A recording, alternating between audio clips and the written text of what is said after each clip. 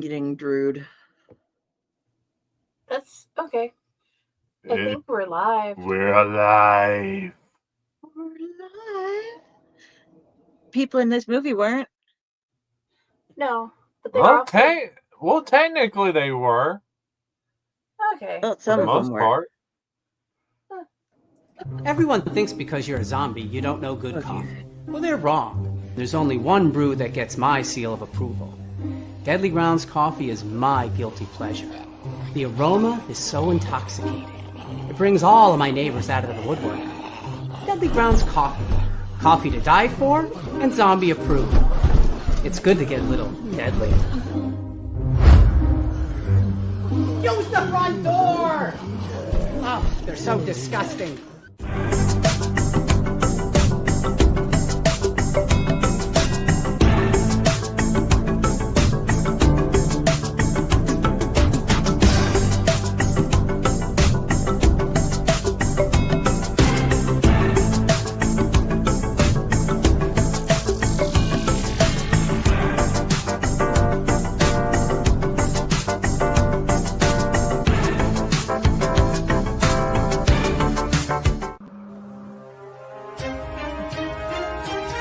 The Dorkening and all affiliated shows are not intended for anyone under the age of 18.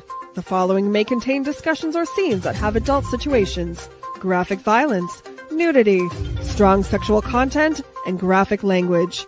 This show is intended for mature audiences only. Viewer discretion is advised.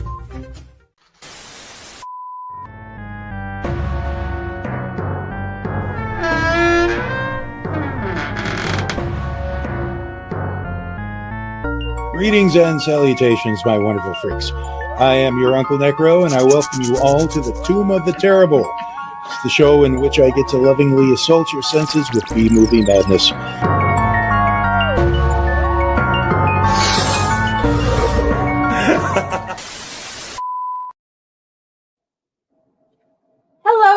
Hello, my lovelies, and welcome back to another episode of Uncle NecRo's Tomb of the Terrible, where I am your stand-in but never your replacement host, Friday. We have Chaos, Delphine, Ratatosker, and Tom Dog with us today. Aren't we blessed? Hey guys, how's it going? Good. Happy St. Patrick's Day. Oh yeah, it's a holiday. Hi. Yeah. I'm Green tea not wearing... and the... I am not drunk enough for it to be St. Patty's Day.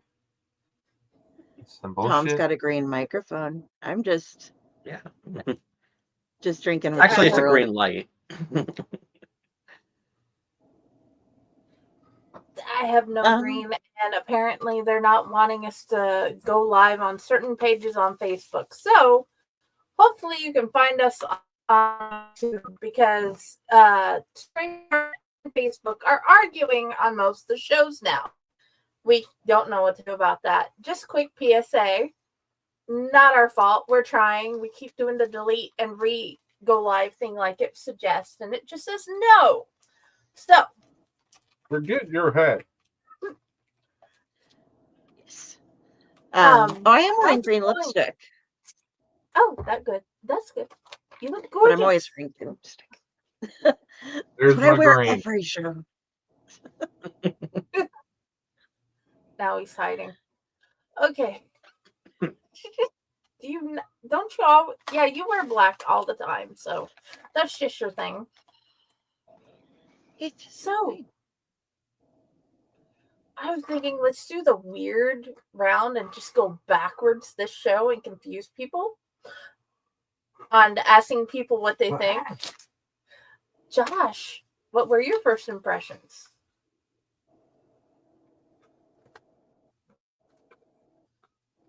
It has an interesting premise. I actually enjoyed it a little bit more than I thought I would. But also it had some issues. I have some issues with it. Tom Dog, what were your first impressions? This was actually my first time watching it. And I forgot that question. Okay. You know what? Let's pause here. Raise your hand if this was your first time watching it. Alrighty. Please continue. Yes. And my first impressions is that how good of a budget this movie was.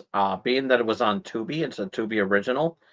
And I actually wound up watching it on, it's also streaming on Prime Video, where I was watching it on there because there was some buffering issues going on with Tubi today. So I was like, you know what? Okay, I'm going to shut that off and then just watch it on Prime. Thank God for Prime. And it had a nice cast. Fun fact: the Bailey Madison, who plays Chloe in the movie, she also has a role in a Hallmark series called The Good Witch. And if you're not familiar with The Good Witch, she plays Cassie's daughter Grace. And so interesting fun fact there. And when I saw that, I was like, no way, she's in the film? Awesome. And I mean, I don't really watch The Good Witch because, it's more of my mom's favorite show, and she's actually watching it right now on the Roku. So um but anywho, um Jerry O'Connell's in this movie as well too, which also caught me by surprise because I thought it was Dylan McDermott who was in the movie, and I was like, oh my god, that's Jerry O'Connell. And I was like, oh. And it was like he I never would have expected him to be in a movie like this because him being in Stand By Me, which was like a drama slash thriller back in the day, because it was a Stephen King movie, which was based on the Stephen King novel. Sorry.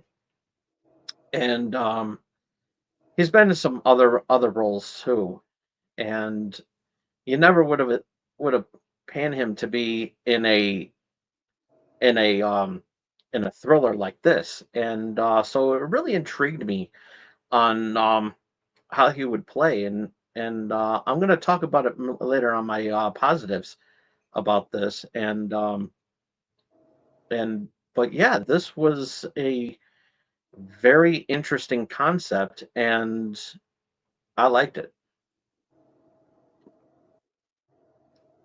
Okay. Del, Raj Oscar. It was much, much, much better than we were expecting. Yeah, we were like, okay, so if it's on the list, there has to be something terrible about it. And it wasn't the things that I thought it was going to be. Like, the one thing that I was forced hard to have to deal with is so much suspension of disbelief. Because if you have any medical knowledge whatsoever, any chemistry knowledge whatsoever, and you pretty much have to chuck it out the window along with common sense and stuff. It's just not going to work for you. But if you pretend that all these things, if they would have named things differently, like, it would have been more believable. So I had some issues with that, like, why, oh, I'm trying to break into a morgue. I'll do it as a dead body. Okay, so you show up naked with nothing. It's like you're starting out in a video game, but you're going to the boss level to begin with. That I had some problems with that kind of stuff and taking it in. But overall, if I let that pretend that it could really happen, it was pretty decent. I I don't have a whole lot of issues with it other than facts. So how about you, Friday? Okay. I got bored. And I don't think those organs would have been very usable partway through. So yeah. Hi, Stefan. Hey, Stefan. Hey guys, go check out Fractured Mind Publishing and see all the amazing things, especially the Monster I Love that just came out recently. Yes, yes. Now, back to the show. Okay, Josh, what were things you liked it?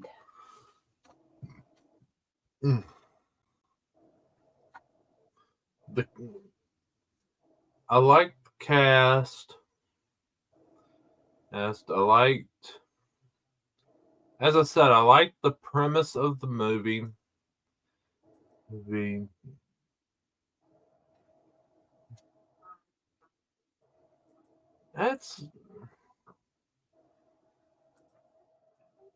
I really ain't got much on this part, other than cast and premise were good. It had a plot. Yeah. It had a plot. Pretty much. And it stuck to a plot. Okay. Tom Dog. My likes. Again, Jerry O'Connell. When he was very terrifying when he didn't speak a word. And I was kind of hoping that they would go with that throughout the whole movie, where he didn't, and which is kind of risky to do, but he pulled it off really well. And there were some, when he did start to speak, it was also pretty terrifying too. But then there's going to be some negatives about that, where which we'll get into later. But the violence in this movie, cringe. They made me. This movie made me cringe. With the removing of the organs, with the removal of everything, and I was like, oh, it did its job. And this was the type of recipe that I wanted in a movie like this. It was good. It was it was it was just the right type of violence, and I liked it. I really liked it. And the the plot, um it's a mixed bag. um I'm gonna the some of the plot I did like, and then I'll bring this up again in the next segment. Alrighty. Del Ratatosker. I will agree with Tom Dog on Jerry O'Connell's performance. He was very creepy, and very, not stoically, but very silent. The silent, strong creep, just meticulous about putting on his watch, putting on his rings, doing all the different things, using each key. Everything was a very thought out process for him, checking every little detail and stuff. And the way that he approached things was just intense. And that had me being like, okay, wow, this guy, this is going to be good. But the couple errors that he ended up making were a bit like, it towards the very that stuff we'll get into in, I guess, the don't like thing. But through most of it, yeah, he was a very good villain, very, very scary. The action, it kept a build. I mean, there was tension going on throughout the entire movie. Uh, and they used a big enough set with the hospital that I thought it was kind of, I love things like that, houses and hospitals and all the old haunted things and places where you can get lost and running around. And so I enjoyed that part as well. Just having enough space to get around in and not being trapped in, like, oh, she's in one of 6 rooms, so ta-da, we got this. It's like, no, this was the largest hospital in the county. Now it's just me. And so he has access to all of this. And but I don't know. Other than that, there were just too many holes for me, I think. So, and we'll cover all that when we go into the rest. I did enjoy it though. Like it wasn't a movie that I was like, Jesus Christ, I hate this movie. It was like I mean, this is okay. Yeah. It's we have watched so much worse. I was thankful that this wasn't like anything Amityville, you know. Sorry about that, guys. Still. No, Um, you're not. Dude, you have no, I'm messed not up my really. algorithm so much that now it's going into the haunted, like, Amityville things, like Don't Fear, where they actually went to go look at the house, and the Amityville documentary that Tubi had made. Yeah, that played itself today as well. It thinks I love Amityville and is finding other things about the actual real life happenings that happened. So There you yeah, go. now I now know more about what actually happened at the real life of Amityville than I ever did before. Thanks, Del. That was actually kind of nice. That Got a part, Tasker and not I got the your back. Amityville things, the other movies. Anyway, well, Anyway. I'm just gonna say all the Jerry O'Connell things they collectively said. I agree. I love the hospital thing. I love all things haunted hospital, to be honest. Um, and yeah, it's I'm sorry, I got added to something weird and now I'm confused. But anyway, this yeah, what I'm gonna go with that. And I guess let's move on because I don't let's move on to the next part. Um what did you dislike, Joshy? Okay. The,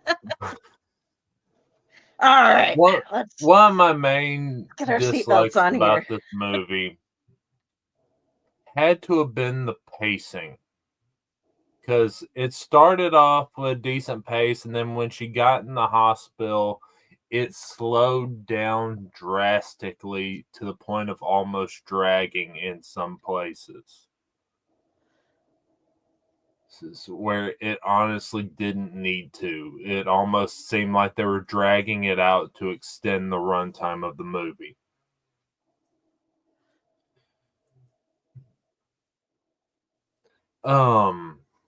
Another thing I thought was kind of goofy, he was the fact that, okay, this is a coroner who has been around butchering dead and alive people for probably quite a while. Oh. And in this movie, when she first enters the hospital, he grabs a handful of her foot and can't tell she's not dead.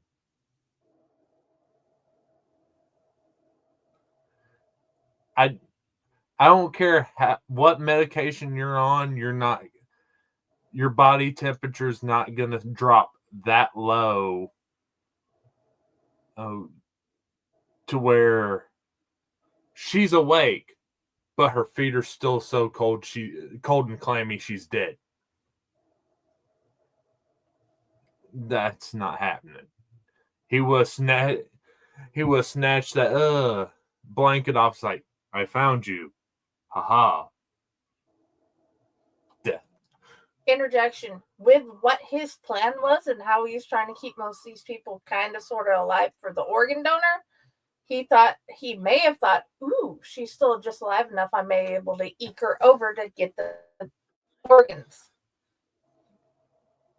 If that was the case, he probably would have taken her first to go ahead and get her hooked up.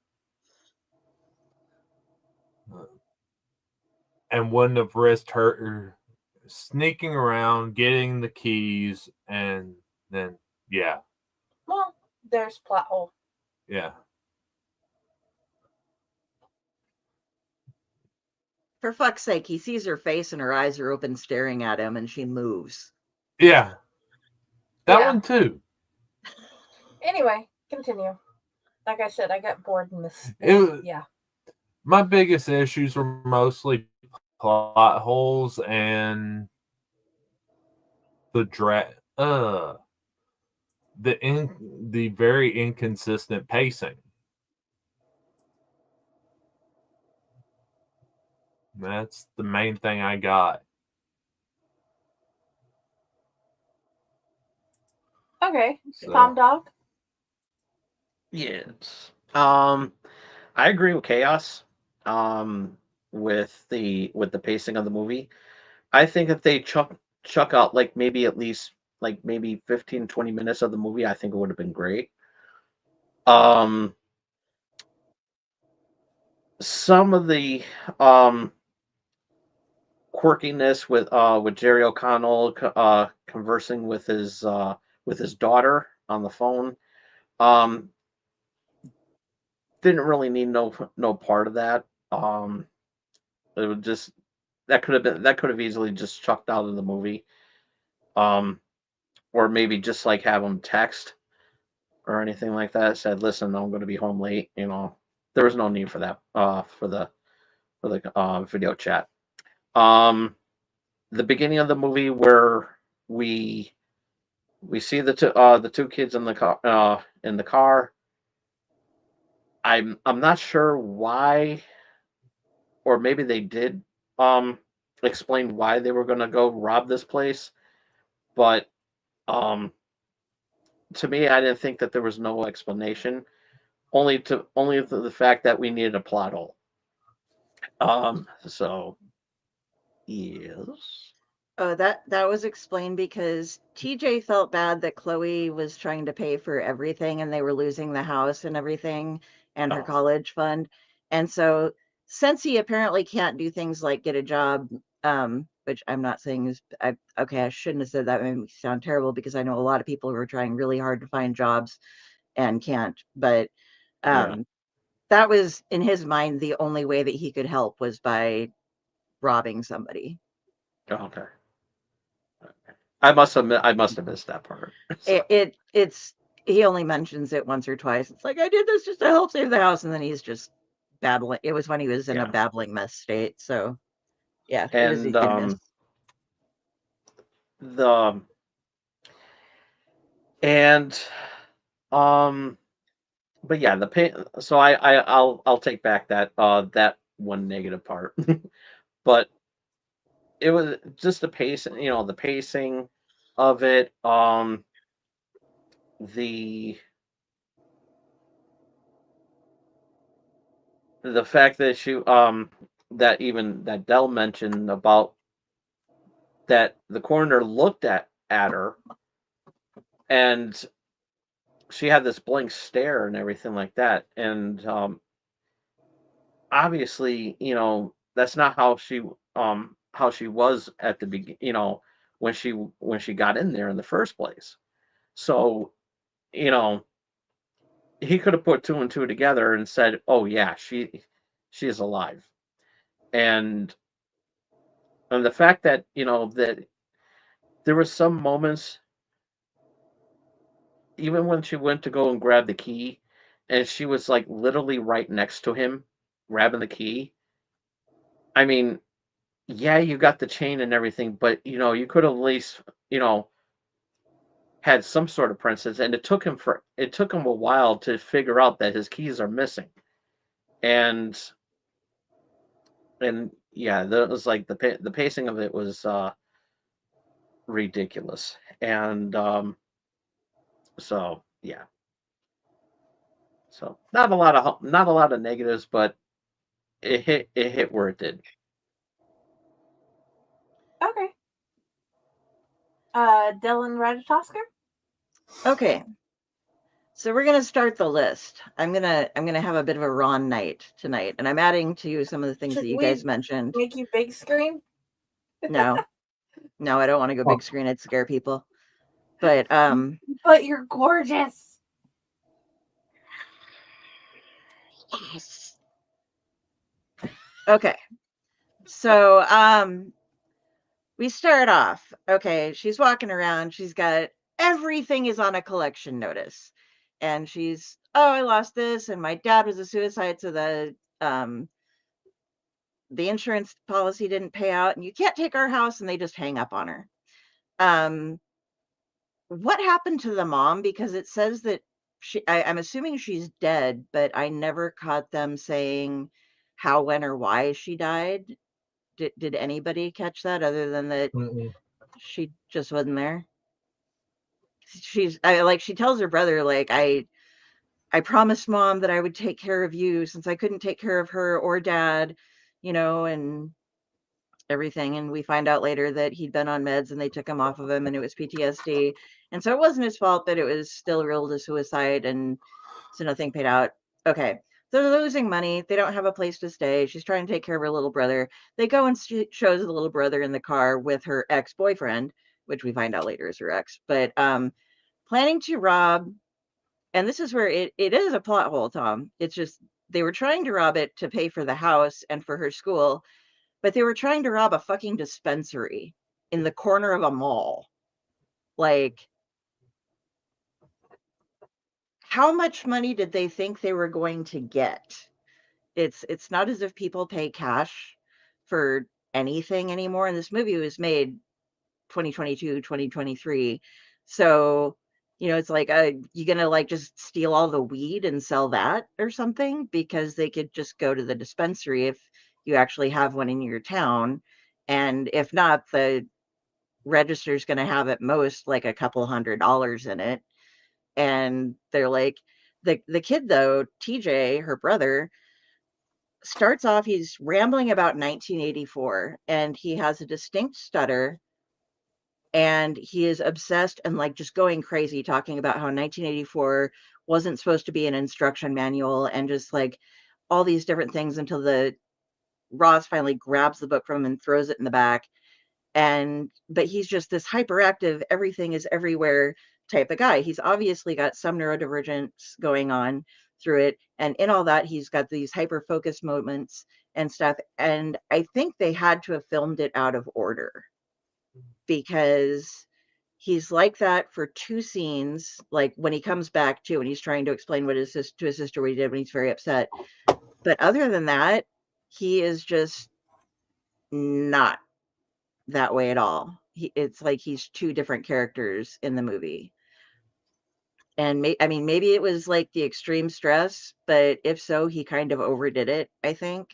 I've lived with many people with a lot of different disorders, and he doesn't quite fit into it. I haven't caught them all, but he doesn't quite fit into them consistently. If it was like a, hypermania and then drop down, the timing was wrong and stuff. But so we go on and they fuck up the robbery. He's still smart enough to go out and burn the car though, so that's great.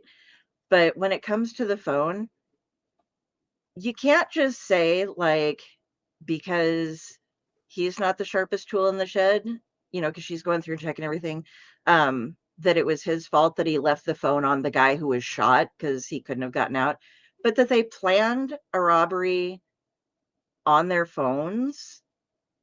I think that falls on the other guy too. I think, who's like, oh, her ex and so smart and so wonderful and stuff, but he's the one who made the plans with him I don't think either one of them were very intelligent, even though Ross was supposed to be. And then they did get smart. At first, I didn't even think they were going to check out the place to see if they could get in. Her way of attempting to get in by crawling up to the camera and saying, that girl who died earlier tonight was a friend of mine. Can I come in to say goodbye? You didn't even know her name. You're showing up at the morgue at like 9 p.m. They aren't going to let you in, honey. And she's pre-med. So she's, oh, we'll go and get this and shooting herself up with these drugs that, once again, suspension of disbelief. Wait for half an hour to call 911 because my body needs to get cold under here. If she were to have taken enough of that medication to keep her out for half an hour, she would be dead, because you don't that doesn't knock you out for half an hour. That's the kind of bed while you're down for like 5 to 10 or so, and then you'll be a little, I mean, you're going to be wackadoo when you wake up, but it's not like there are other things out there that they could have used that would have been, or just made up something, that doesn't exist in our universe. But by using a specific brand name for a drug, everybody can be like, oh yeah, that's not how that works. That's, we're all familiar with this drug. It's been in the news for killing people who've used it, famous pop stars and people use this and have died. And that's what she would have done. Then she gets back to life, and what we have the, like, he sees her moving around. The fact that he can't hear her as she's moving so much, when it's not like he has music playing, and she's a bad med student is something, because she has like no way, like she's puking, seeing everything, well, not puking, but gagging really hard upon seeing any injuries. And it didn't make a lot of sense for her to see all this. It made sense when she was shocked to find her ex like still alive, but other parts didn't. And then when she goes to escape, like, they have her tied up, guys, with these straps that are just like plastic Velcro straps that are hooked in with a plastic clip to the actual straps that are holding them in. It's like the cuff snaps in really easy, like you can undo it. She's actually able to undo her feet quite easily, but she can't quite reach the strap. She decides to move over and go to this tray and grab a scalpel, and then instead of, since you can see her that she can reach the strap, she just can't quite do it. Instead of doing this to cut off the strap, she tries to cut it this way, like move the scalpel in towards her own hand and try to move it like that. And I mean, if nothing else, for fuck's sake, you're a nimble young gal, use your feet, get it down there, hold it in place, and just yank your leg up. I'm sure you can do it. You're wearing yoga pants, you got this. But she doesn't. She drops the scalpel, and then when she grabs the buzz saw, then she can, oh yeah, I can, when they're the bone saw, yeah, I can reach over and use the bone saw on this one. You couldn't use a scalpel like that. But the thing that makes a lot of noise, you can do like that. They had the same reach. Just all I'm saying. She wasn't the brightest hen in the clutch, but there were just a number of different things as they went through. I did adore. I think the reason that he spoke to his daughter, FaceTiming her, what and because he made the other girl shut up and made Chloe shut up and was holding the scalpel at her throat. I agree with you that it wasn't entirely necessary. She could have discovered he had a family when she sat at his desk and saw the family photos and stuff. I think it was a matter of him showing that he was already asserting that much power over her, that he could make her be quiet while going through such a simple thing as, like, just chatting with his kid and looking like a nice guy while at the same time holding a scalpel to her throat and such. The organs that he was setting up, that's not how that works. You don't just have some guy show up in a car to pick up a cooler and take a liver to somebody that showed up on your slab that night. You have to do blood tests. You have to do all these other things. You can't just grab a random organ. And the ridiculous amount of people that he had strapped up in the basement, even though he had a buddy on the inside that was helping him get these people that were still alive, there is no way that a smaller town as they were missed that many bodies getting put, even if they were being put in paupers' graves or just cremated. There's no way they fucked up that much. that these people had been alive for, some of them for a very long time. And the resources it would have cost him to keep them alive, yeah, they're paying him a lot, but he'd have to be sneaking that stuff in and out. And as we know, there are cameras everywhere. He has control of them, but again, these are little plot holes and just suspension of disbelief. The last big one I have for that, well, no, two more.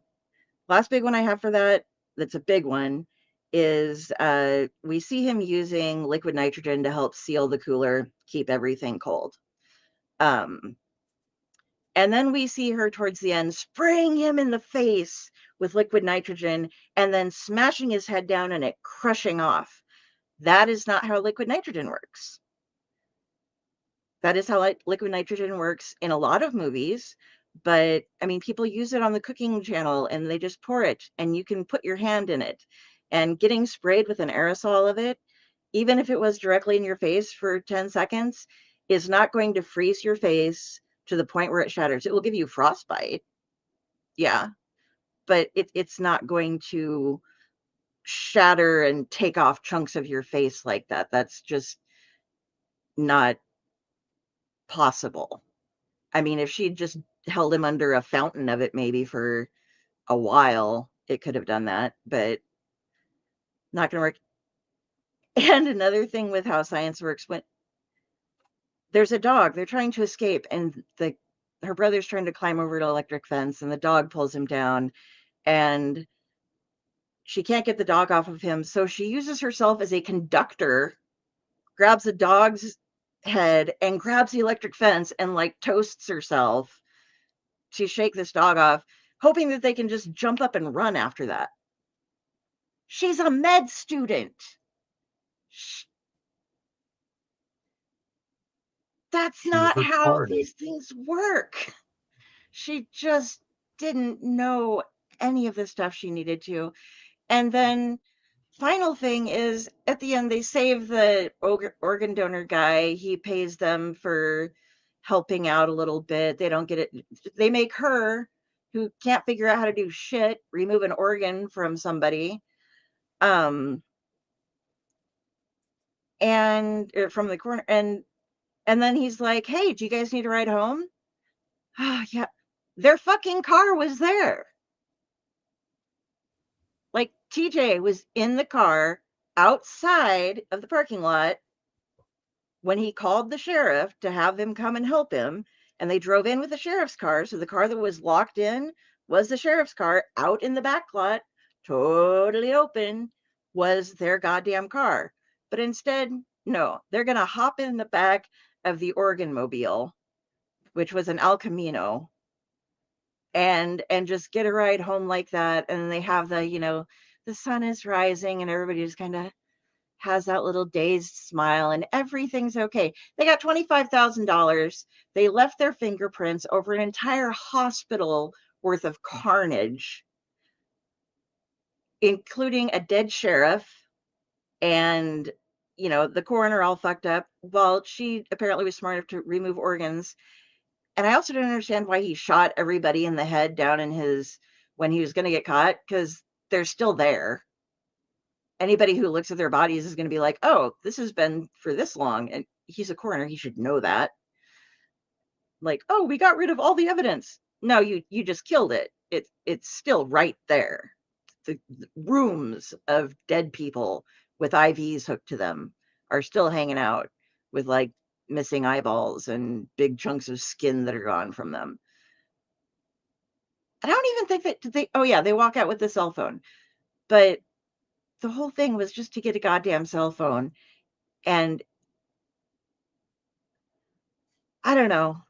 I just felt like so many of these things were forced, and it was forced so hard, and it made no sense for any of it to happen. So so that was those were the things that I didn't like.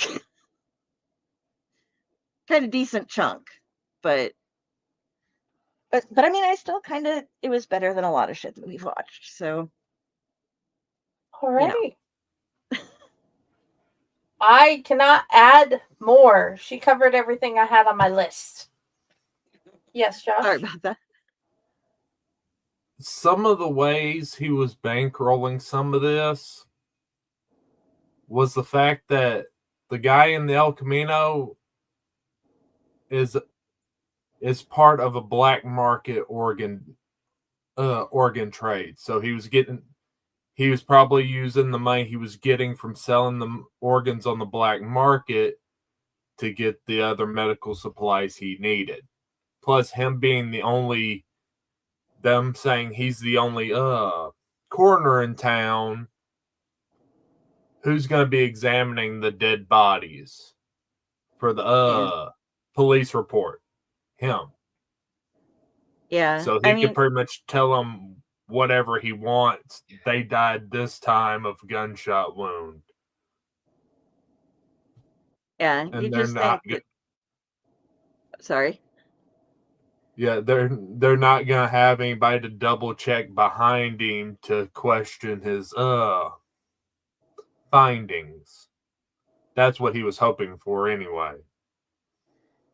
That's fair. I just think at some point over the obviously vast amount of time that this has been going on, that somebody would have come that wasn't in his pocket to just check on something, a building inspector or something like that. And health inspector. Yeah, I mean, they got to have somebody that they report to make sure they're doing their job right and filing paperwork and stuff. But because state comes sometimes twice a year, so why wouldn't it come for him too? Yeah, random check. Because we get state in the nursing home, and you don't know when they're coming. You just know they're in the general area.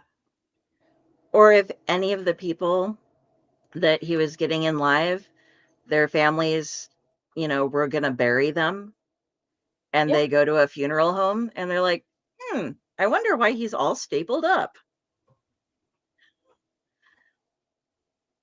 Yeah. Before they embalm him, they might notice that these people are missing a lot of organs here. Why are his eyes gone? Is that a skin graft I saw?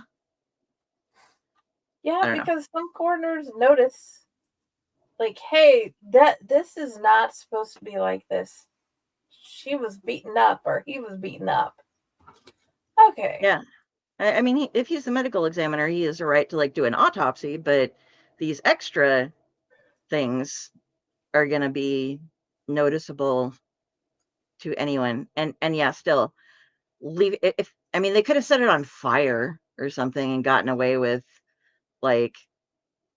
maybe not having their fingerprints all over everything, but then it wouldn't explain why he was laying there dead, but I just didn't think that having them leave, just everything's better and we get $25,000, even though he's going to pay the other guy $150,000. But $25,000 isn't going to really solve something if you're getting foreclosed upon and all of your student loan fell through and all of your bills are overdue. That's unless he's initiating them into the crowd and is going to be like, so Chloe, next week, do you want to harvest a couple of kidneys and, maybe an eyeball or two? They aren't set for life or anything after this. They're just maybe able to make the next payment if they're that far behind, because she talks about how many months behind they are. But anyway, sorry about that. I just had to have my little moment there. Okay. Since I can't add to this, let's do the ad break and come back and do the reviews and any other trivia we might have. Okay. Sound good? Sounds good.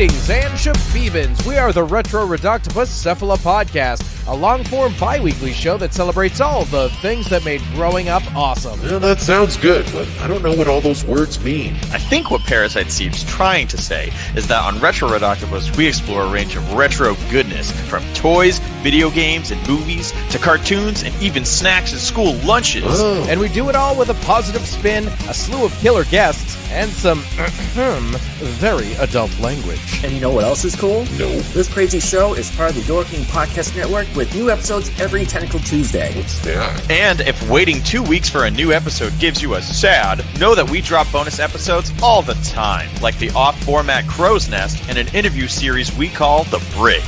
You can listen to Retro Reductopus on Apple Podcasts, Spotify, Stitcher, or any app that's cool enough to carry the only show that celebrates all the things that make growing up awesome.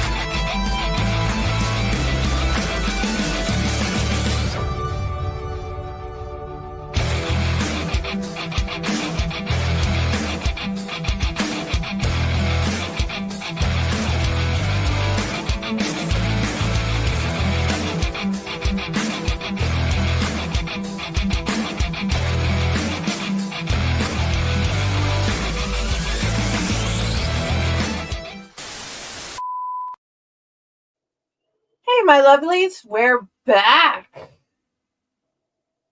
So, yes, we watched a movie. Did you find anything good, Del? Because I had a whole lot of trouble finding reviews. I really haven't found anything like our normal what we like to do with reviews in it, but I got a couple. We'll go with the old 5-star reviews over on Amazon. So the first one we get is by Yvette M. De Pepe. Bloody hell. 5-star for leaving me feeling so sick to my stomach and adrenaline pumping my brain. Who knew Jerry O'Connell could do sadistic coroner shit? Bailey Madison was on point for a role she played, facing fear and being fearless, making it seem natural enough. Queasy and sickening to even imagine that someone could be capable of doing such unimaginable things to those who are looked down upon society for being non-contributing drain on the system. I hope this film doesn't give way to nefarious motives of corrupt people in positions of power and control. Black market and capitalism are bad mix, especially when demand is higher than supply. Some will be willing to pay any price for more life if they had means to do so at the expense of those who are poor or victims of circumstance. Truly a sickening experience. Lots of blood and removing of body parts in a morgue full of people who are kept alive to harvest organs. So be warned. We are warned, Yvette. See, we've got Gypsy Agent. Also give it 5 stars. Perfect psychopath. I have never seen Jerry O'Connell play a villain before, but that sexy man played a psychopathic serial killer good.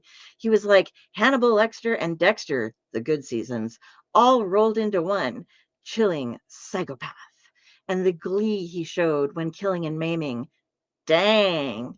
The chick in the movie was a good protagonist to oppose his character. She was a bright final girl. She did things not quite expected. I love how she handled the dog, which also screwed up the killer's plan. Yeah, she fed it her boyfriend's liver. There were some issues. The sheriff was so predictable, as was the brother. And I got a little put off the siblings' case the place earlier, and none of that helped them. I thought that was a plot hole that needed plugged. That was the only plot hole that you found, Gypsy Agent? I think let's go with Amy G. Watch it. It's good.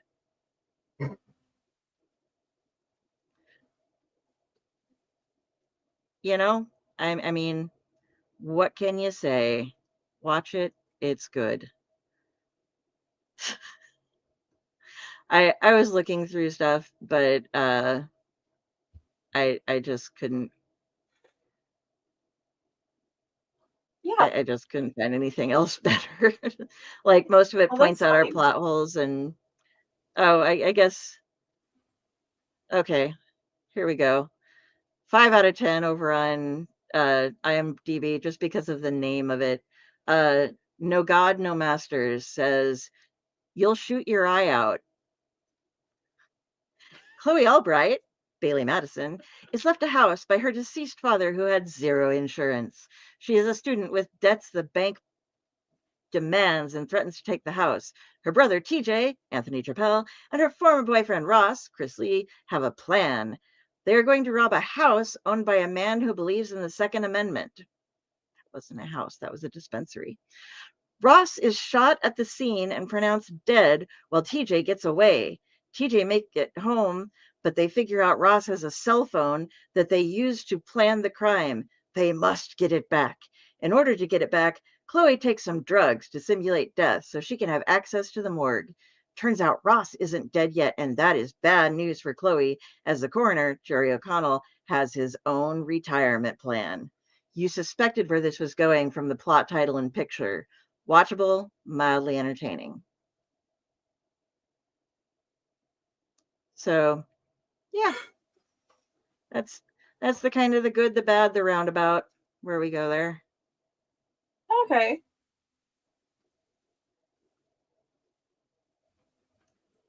But yeah, should we see what we all thought of it? Yeah, I was just waiting to see if you were done. I had Oh waited yeah. on doing it because Tom Dog wasn't back yet until partway. Yeah, I'm sorry. Oh, it's fine. That's why we were waiting. I was off screen, so I could read stuff. So, okay. Josh, would you recommend it, and how many scalpels?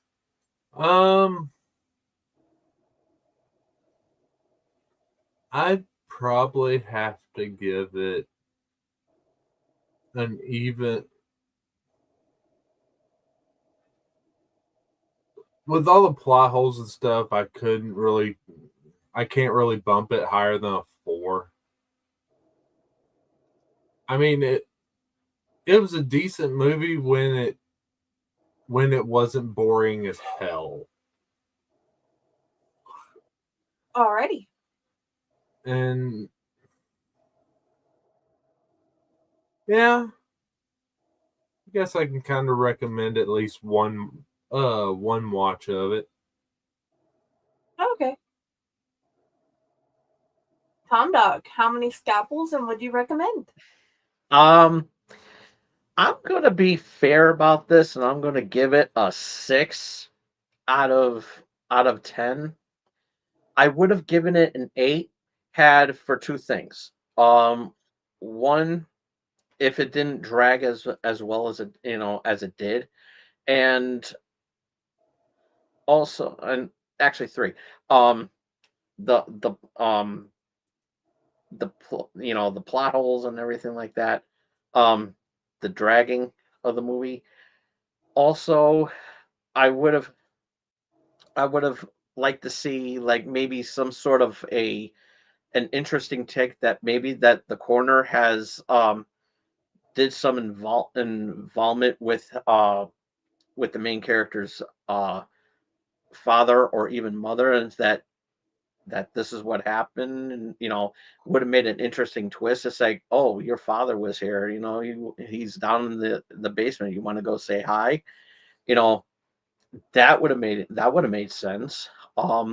And maybe, and this would be kind of controversial, probably, maybe, I don't know, that at the ending of the movie, instead of um riding off into the sunset and everything, like, or the sunrise for this matter, that maybe she takes over the corner, because we don't know what's going to happen now or anything like that, that maybe she takes over the business and everything like that, and with her and her brother, and everything, and they continue it there, and they're all in on, seeing how they all know what's going on and everything. I think, and she already did the deed with, killing the, donate, sending the body to the coroner. So why not? We make an interesting premise for like a sequel. They Yeah. just have, Oh, yeah. Shipping bodies into a warehouse, and she probably couldn't get the position Yeah, in the government, but if she could do the job. exactly. All right. And so yeah, 6 out of 10. 8 had it been done differently. Um, do I recommend it? Yes, I do, because you know how often do you see Jerry O'Connell play something like this? And this alone is worth a watch.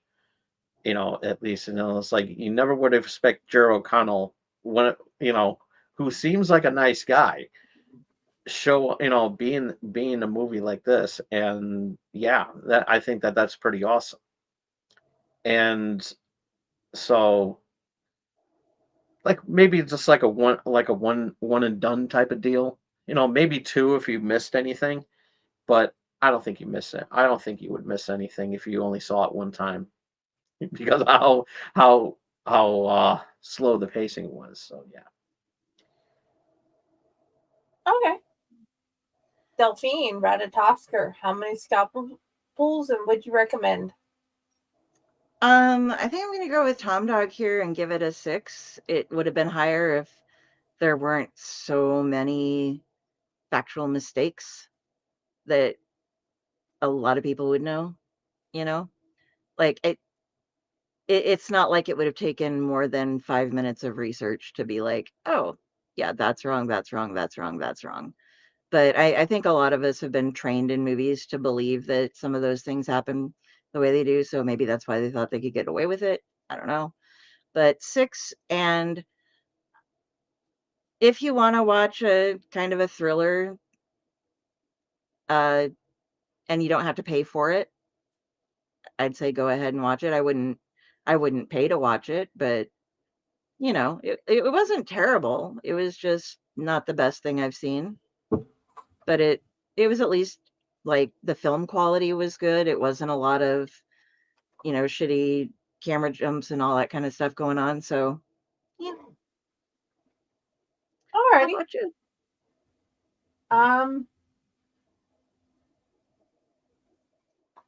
I think I'll go with your 6, and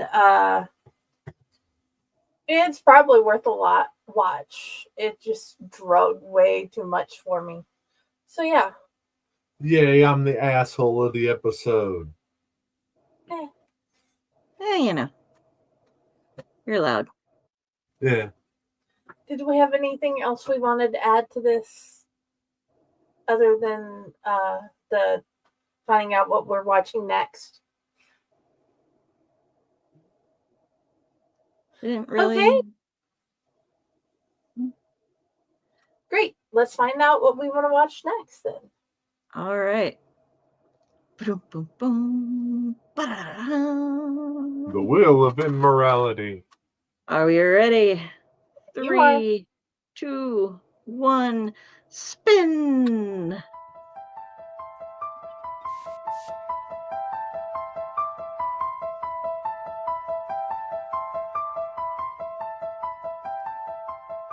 Trinket box.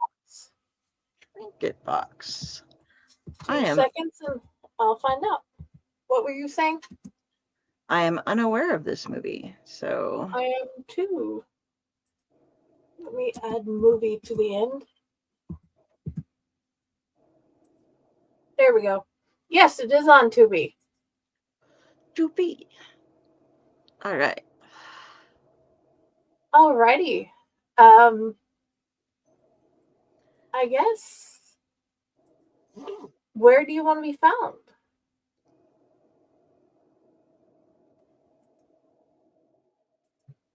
In the lockbox that she won't let me out of. Okay. Tom Dog, where would you like to be found? You can find me on my YouTube channel at TomArcade69. I'm having a great time doing the Nintendo month. Getting ready for this week's part 3 of Nintendo month, which we're going to cover the other on what games should come to the Switch 2 that upon its reveal that's going to be coming up on April the 2nd um of their Nintendo's IPs. Going to be doing that, and also I've been you can see on Friday you can see Wrestling Prime, the classic, the OG Wrestling Prime, and then on Saturday you can see Wrestling Prime Elite, and so yeah, it's going to be a lot. So a lot of fun stuff that we got going on. I also did a couple reviews. One of them finally I got a chance to review the Post Malone Oreos. That's up on the channel right now, and I also reviewed another burger, which is the Burger King Smokehouse Bacon Whopper, and the Steakhouse Bacon Whopper. And you can see, and if you want to see how what I thought of the sandwich, all you have to do is face hug that subscribe button. Yes. Del, Reddit Oscar, where do you want people to find you? Go to Facebook, look up Carrie Sanders, Kari. If you see this, it is me judging you. And all of my links can be found from there. You can find the things that I wrote. You can find all my stuff here. I'm on the All Out Network. I do some of the shows here. I'm usually on this show on Mondays and oftentimes on Sundays. It just depends on what else is going on. I have some cons coming up. I'm going to be going to Planet Comic Con Kansas City this weekend, and then the next weekend I will be hitting Tri-City Con in Grand Island, Nebraska. But there's going to be some fun guests there, so that'll be great. And I'm also on Splash Pages on Tuesday nights and sometimes Saturdays now that we are getting international guests. And tomorrow night we will have Philip Kennedy Johnson on. We're talking Incredible Hulk. We're going to talk about the new Batman and Robin, and he's got some extra fun stuff for us going on for that. We got some preview pages for issue 20 to talk about. It's going to be a great time. Hop on over and catch us there. And yeah, the squirrel will just be drunk in a gutter somewhere. So, Alrighty. Well, I am unsure as to what I'm doing Friday, which I'm thinking I'm going to continue with the death, talking about the different personifications or versions of the idea of death, like the scythe and the cloak and the skeleton we have, or him showing up in a suit, or even the old babushka lady walking through the fields. All the different versions of death. I'm going to choose a couple and I'm going to talk about them on this Friday. I'm going to see if I can get a pile to join me. Other than that, since we did a Chainers last week, we don't have one this week. And yeah. And then Sunday, I'm not sure which show we're doing Sunday. I don't know. I'm not going to be here though. So yeah, I figure, well, I'll come up with something for that too. Okay. But yeah, at some point, we're going to get the band back together and we're going to do a society meeting. Yes, we are. We have a number of wonderful guests that we are hoping to get together to do that with. That have been on various of our shows that are great storytellers. So I'll just be happy if we just do the actual our group one episode and do a society meeting. I want to do that again, and I want to do all the guests. That would be great too. So many things we could do. Okay, and remember, guys, come back every Monday, and don't forget there's a YouTube channel and there's a group, and please come check out both. In the group, you're gonna find out what movie we're doing every week. You're going to find out where to find the movie. And please leave comments what you thought about the movie. And as always, you're welcome to be a part of all of it. And because we want to know what you think about these movies too. If you would like to send us a short video saying what you think of something that we are going to be watching upcoming, let us know. If you aren't camera shy and you've got the right time to show up, let us get to know you a little bit first so we can screen you and make sure you aren't completely insane, or maybe that you are. I'm not sure which right now counts. You're the right type of insane. Yes, the right type of insane, and hop on in and join us for a show. It'll be fun. Yes, that'd be great. Okay, guys, I hope you all have an amazing night. I've been incredibly blessed to be here with these beautiful people. Thanks for coming, everybody. Mwah! Bye, everybody.